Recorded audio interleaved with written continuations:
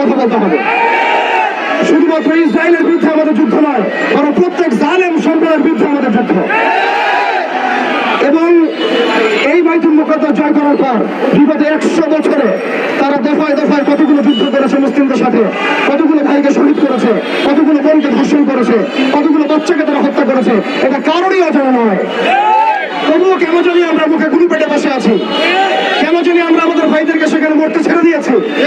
চারপাশে 22টার মতো রাষ্ট্র আছে, কেউ এক পা এগিয়ে আসে না। আমাদের ভাইরা রক্তাক্ত হলে তারা প্রাণ ফেরাতে চায়, আর রক্তের বদলে রক্ত কেন ছড়ান না? বাইতুল মুকাদ্দাস বিজয় করার জন্য সশস্ত্র জিহাদ ফি সাবিলিল্লাহ ছাড়া আমাদের সামনে কোনো রাস্তা খোলা নেই। এই বিষয়টা হজম করতে হলে আমাদেরকে শুধুমাত্র ইসরায়েলের বিরুদ্ধাচরণ করলেই হবে না, বরং ইসরায়েলের সাথে যারাই তাকে সহযোগিতা করেছে সামরিকভাবে, অর্থনৈতিকভাবে, ব্যাংকিং সিস্টেম দিয়ে, ফাইন্যান্স দিয়ে, অস্ত্র দিয়ে, মিডিয়া দিয়ে, প্রযুক্তি দিয়ে, সেই প্রত্যেক সভ্যতার বিরুদ্ধে আমাদেরকে দাঁড়াতে হবে। সেই প্রত্যেক জনগোষ্ঠীর বিরুদ্ধে আমাদেরকে দাঁড়াতে হবে। এবং আমরা জানি এই সাপের মাথায় আমেরিকা। আপনারা কি সংবাদ প্রচার করতে পারবেন এই সাপের মাথায় আমেরিকা?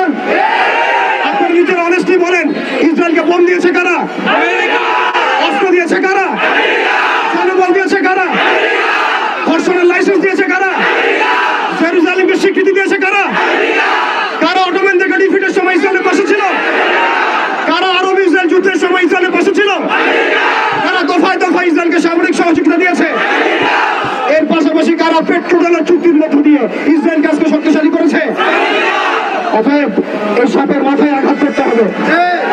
আমরা বলছি আমরা পদচারণা করলে ইসরায়েল ফেসে যাবে, কিন্তু আল্লাহর কসম আমরা এখন পর্যন্ত বাংলায় এতটা শক্তিশালী হতে পারি নাই যে আপনি এখন আমেরিকার কনসুলেটের সামনে গিয়ে বিক্ষোভ করবেন। আমরা যদি এই বিষয়গুলো কথা বলি, আমাদেরকে চাপ প্রয়োগ করা হচ্ছে, আমাদেরকে বলা হচ্ছে আমেরিকা বিরোধী কথা বলবেন না। মানে আপনি ইসরায়েল বিরোধী কথা বলছেন, কালিমার পতাকাকে সরাই দিচ্ছেন, আবার আপনি দিকে আমেরিকার দাসত্ব করছেন, তার সাথে বন্ধুত্ব করছেন। এই ভনিতা দিয়ে, এই মুনাফিক আচরণ দিয়ে বাইতুল মুকাদ্দাস জয় করা হবে। আপনারা পরিপূর্ণরূপে সত্যের পক্ষে আসেন। যারা আমাদের শত্রু তাদের বন্ধু কখনো আমার বন্ধু হতে পারে না। যারা